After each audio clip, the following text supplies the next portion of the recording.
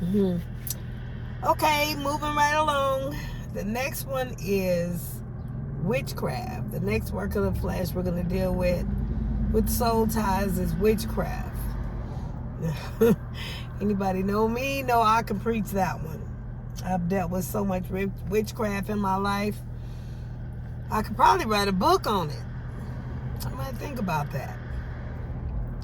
But witchcraft is the next work of the flesh in Galatians 5. And witchcraft is, we think about, magic and stuff like that, black magic and TV version and all that. So we don't think it's real, and we just, ignore it or whatever. But witchcraft is very real. It's of the mindset. It's of the psyche. Traditionally, it's the exercise or an invocation of alleged, like, supernatural powers. And those powers would be, in essence, is to control somebody's mind, control their mindset, control their emotions, control, ultimately, their physical being. That's witchcraft. The Bible says witchcraft is as of rebellious, stubbornness, Witchcraft just hinders somebody from doing what they want to do. It goes against the free will of somebody. It also, in the definition, is enchantment, which is like a feeling of great pleasure or delight. You can find that like infatuation. You're infatuated with somebody, you're looking at them, and they so up there in your mind, and you done painted this picture of them so in your mind to where you don't even see the reality of who they really are. And you blow them up in your mind, and then when you realize who they really are, most of the time you're disappointed because they don't meet up to your standards, or you infatuated to the point where you get into a relationship, and then after that person gets comfortable, you find out who they really are, and it's not who you thought they were, or it's not caked up to what you thought it was caked up to be. We always meet the person's representative before we meet the person. And that's in infatuation. Some of us, make the decisions in infatuation. And after the hook is sunk, if they got their nails in to where they feel they can be comfortable,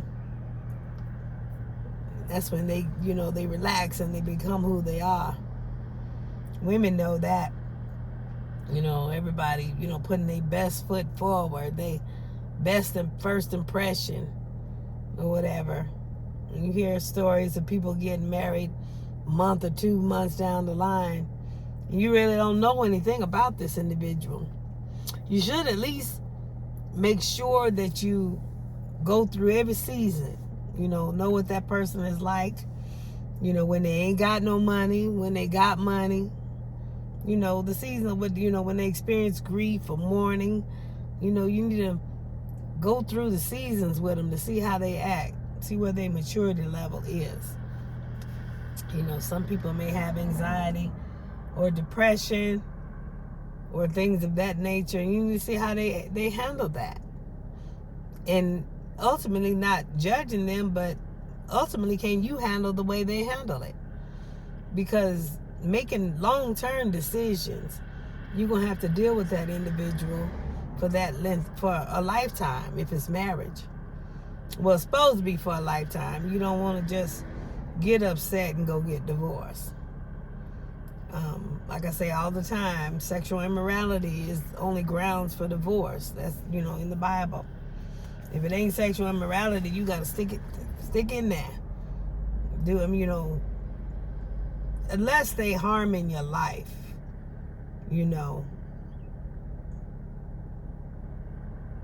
I'll probably do something on that to better explain that.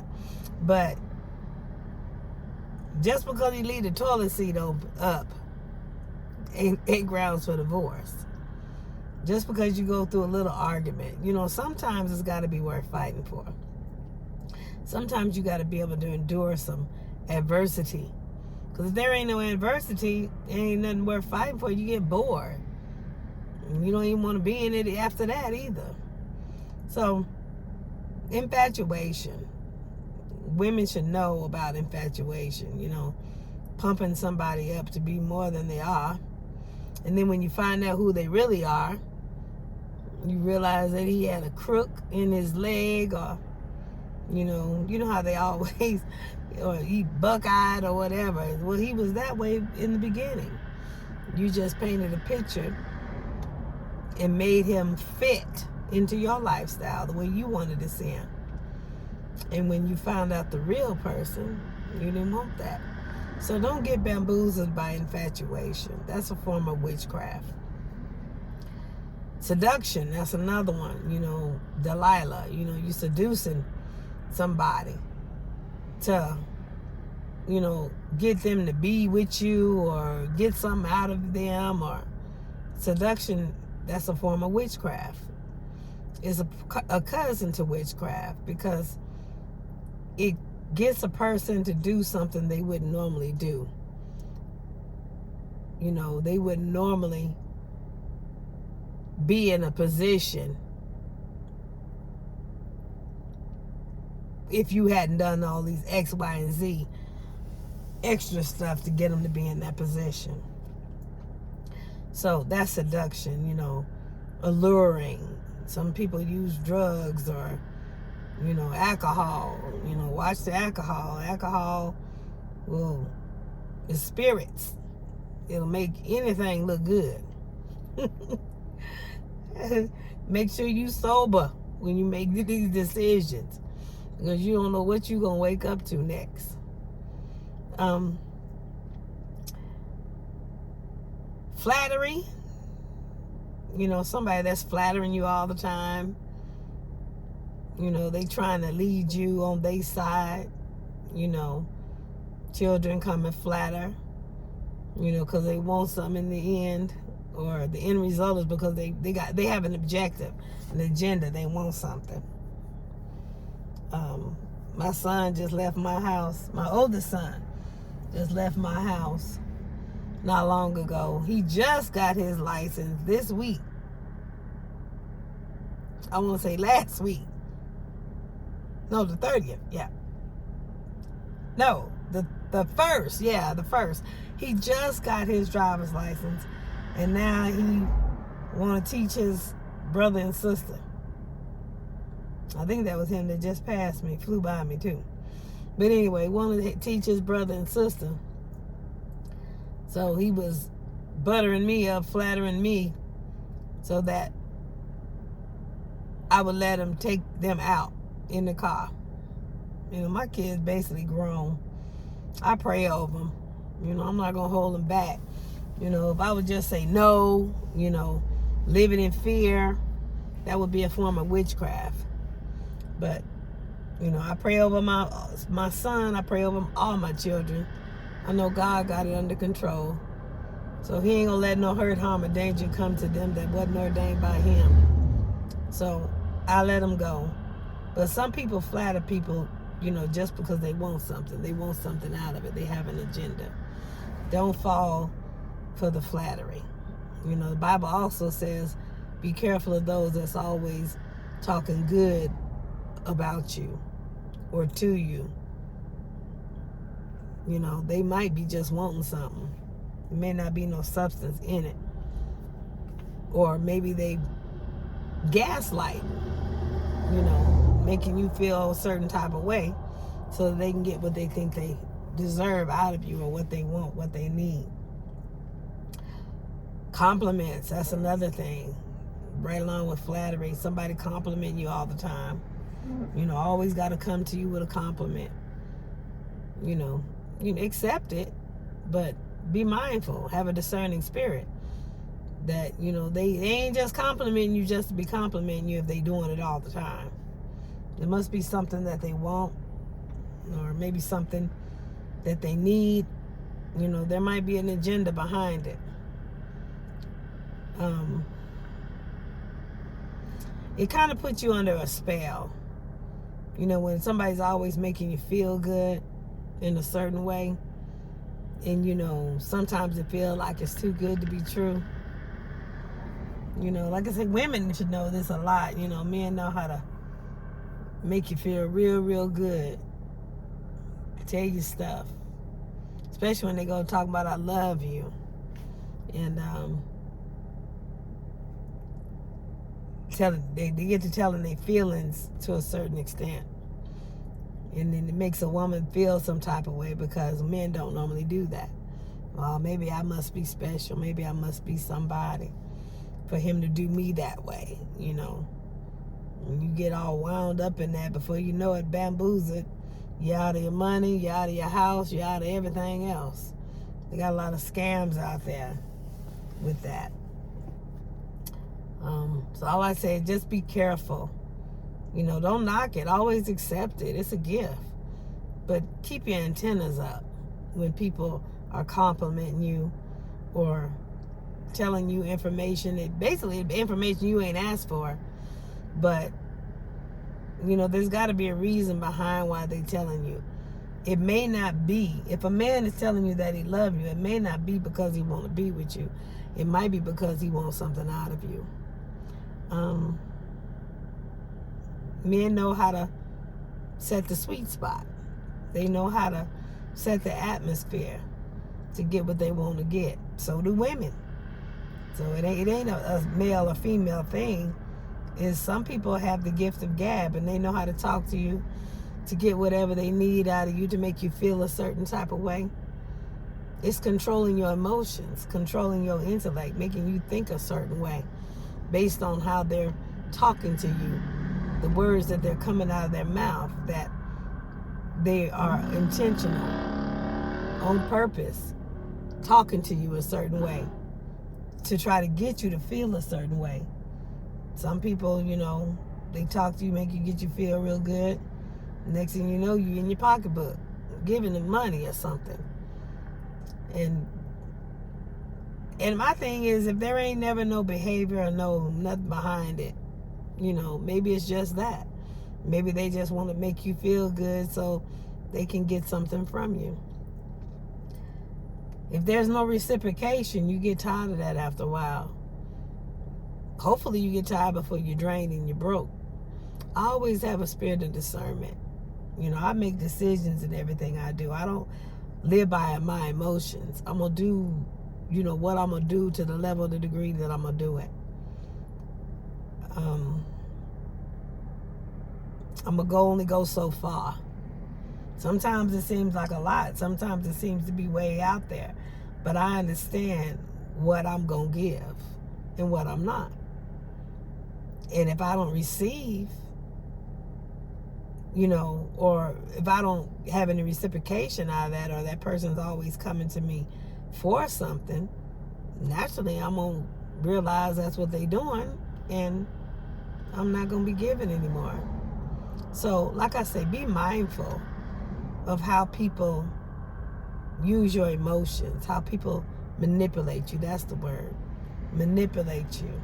Manipulate your feelings, how they set the atmosphere. You don't know the agenda behind it. How they always saying something, but there's no evidence of anything. They're never doing anything. They got all this talk that they want to do, they're going to do. You know, all these good intentions, but there's no evidence behind it.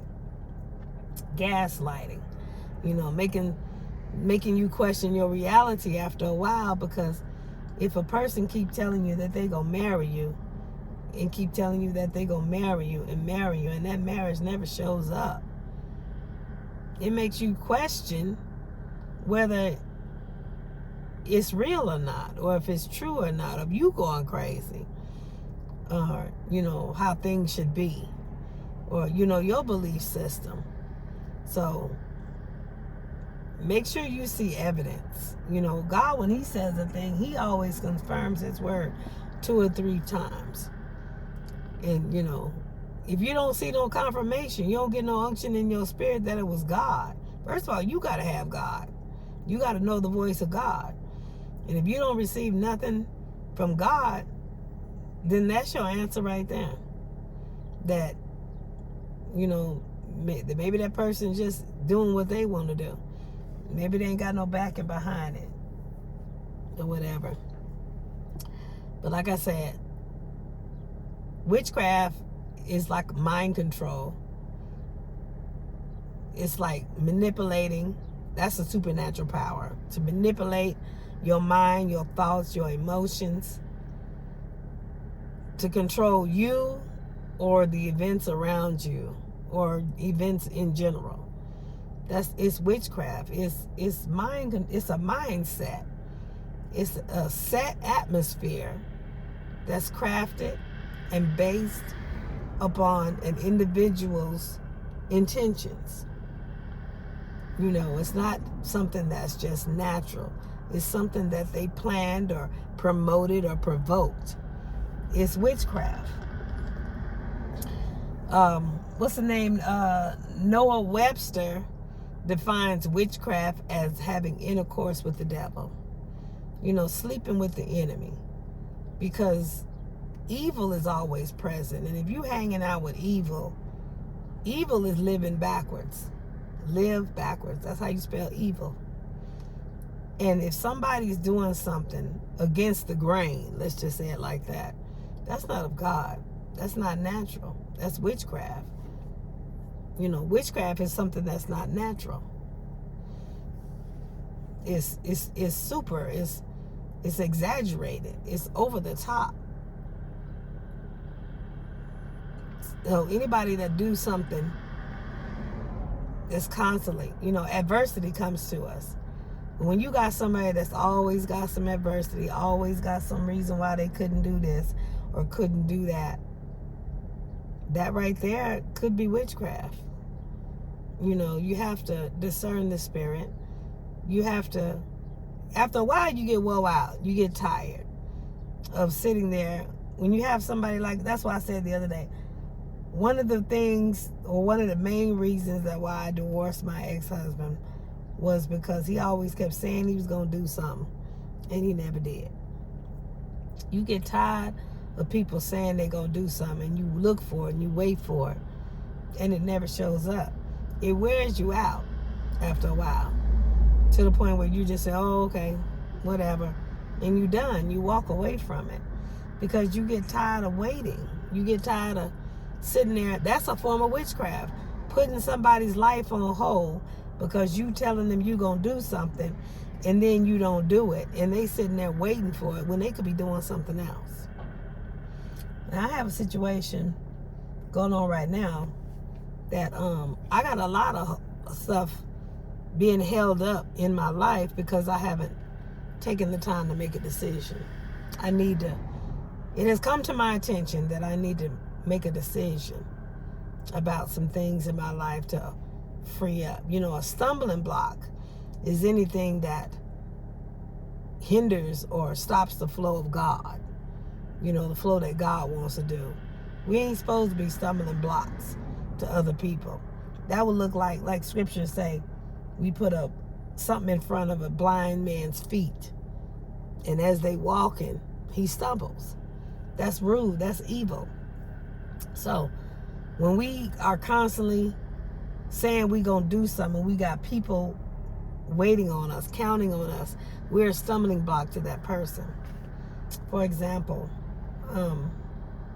and this is me, that's because I do it. I mean, I could have went and purchased a vehicle at a car lot or whatever for my kids to learn to drive or whatever.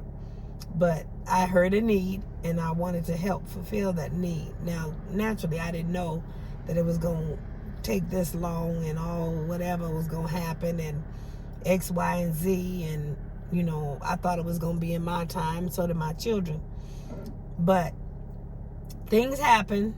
You know, when you're walking with people, it don't work out the way you think it was supposed to work out. So I'm still walking, but at some point, you got to learn, you know, when is it too much? I decided to purchase a vehicle, and help somebody out at the same time. Now my kids are upset and in the uproar. The level of tension in my house is high because they don't have as much faith. They ain't where I am with the faith. They don't believe it's going to come to pass. They don't have the patience that I have. And then too, I know if I really wanted to, push come to shove, I could put some things in order and go purchase another vehicle, and do that. But when you holding on to something and it's causing an uproar, well, not only that, but I have some paperwork that's sitting, waiting to be done. And nothing's being done. Matter of fact, this is the vision of God. It's upholding God. Where the Spirit of the Lord is, there's liberty. So the liberty of God is being held up behind an issue as well. And then my income has taken a hit because of X, Y, and Z.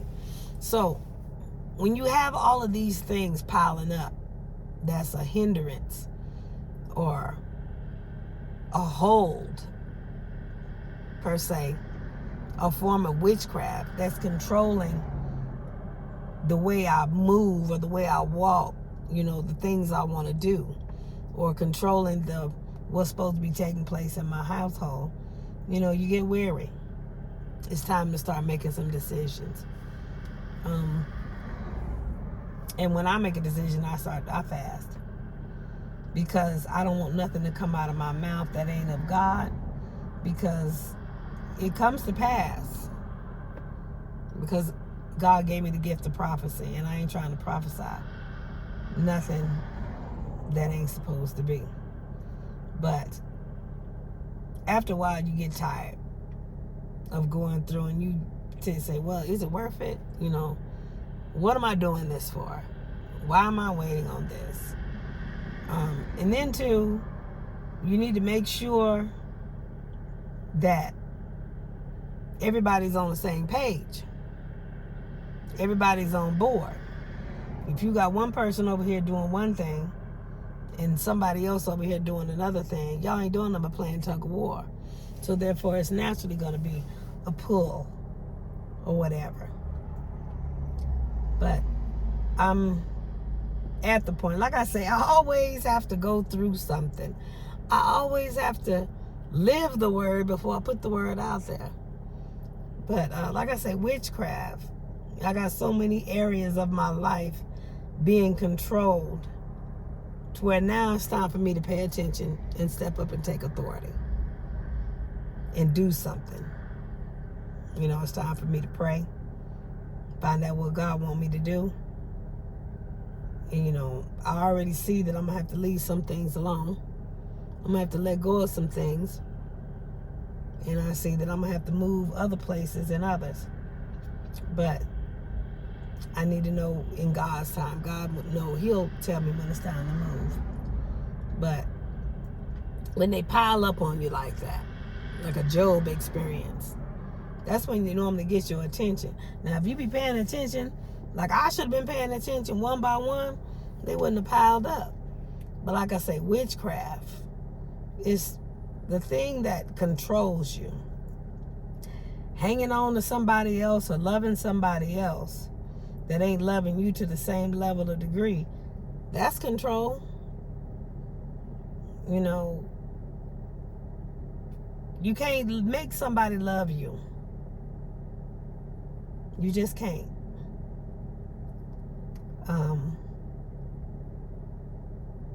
Just hanging in there, thinking they're going to change their mind, it ain't going to happen. I'm just saying, naturally, it doesn't happen. Something may happen. Like there's been a situation that has taken place recently in my life that has caused some things to come out that may have never came out if that situation hadn't come to pass. And, I'm honored that, it's coming out.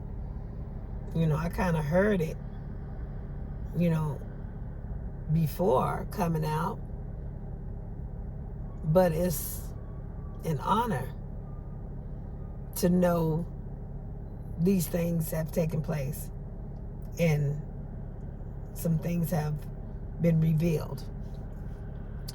So the thing now is we're fighting for. Do we keep on now that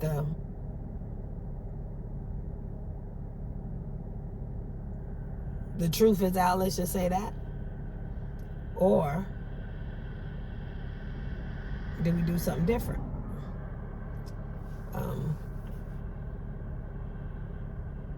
Like I said, I got a lot of things going on. That's, and corporately, some things took place that had me made out to be a total lie, a total disrupt. Something I'm totally against my personality. And I was kind of shocked from the individual that it came from, but after finding out and knowing the culture, I kind of put two and two together. So like I said, I got some areas in my life that have caused me to take a halt, a hesitation, and see what I need to pursue and what I need to cut loose to get some of the pressure off of me, because my life got to flow. I got to have control of my life. Either Jesus said you're going to be for me or you're going to be against me. You're going to be with me or you're not. So if I'm going to be sitting around on a totem pole doing nothing or benefiting somebody else, that's not for me. I've done a lot of that in my life. I've sat in seats just to be sitting there, not being used. And then when there was a couple of times I was able to be used, but only to be used for, mediocre, basic stuff, because people don't want to hear the truth all the time. So my mouth was controlled, was what I could say on that platform. So after a while, I just walk. But I need to make some decisions, because I'm tired of my life being controlled. God is not going to be controlled. He's going to continue to keep giving me the word, doing what he wants to do in my life, keep giving me the vision, keep doing this. And if I can't put it out there, do what thus saith the Lord, then that means I'm being an infidel. And I'm not going to be no infidel for nobody. So if the Spirit of the Lord is liberty, and if liberty can't flow through my house, through my life, because of something else that's controlling me, I got to let it go. I don't understand. Yes, I do. So I ain't going to sit there and tell that lie. These people are flying out here. I got to get ready to go do Bible study here. But I wanted to go ahead and get that off my chest. That witchcraft, it's not so much the Harry Potter.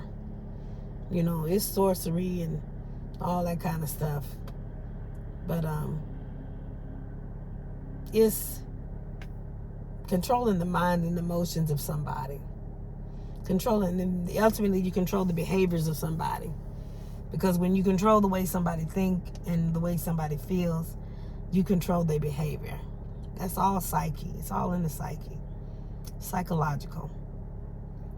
So, like when a man tells a woman that he loves her, and he constantly telling her that he loves her, and he can't wait to be with her, but he never shows up, or he ain't making no effort to get there. That's him keeping her hand together. She's giving something, or she's doing something. That's manipulation. Normally you get that from a narcissistic spirit. You know, as long as you giving to them or doing for them, you know, making them grandiose or whatever. That's normally where you find that at. But I'm not saying things don't happen, but when they constantly happening over and over and over, and adversity is always in your life, you get to question, you know, is it real? Or am I just is there just been a lot of talk, a lot of hot air? Because there ain't no action behind it. There's a whole lot of people, life on hold, that I'm connected to right now.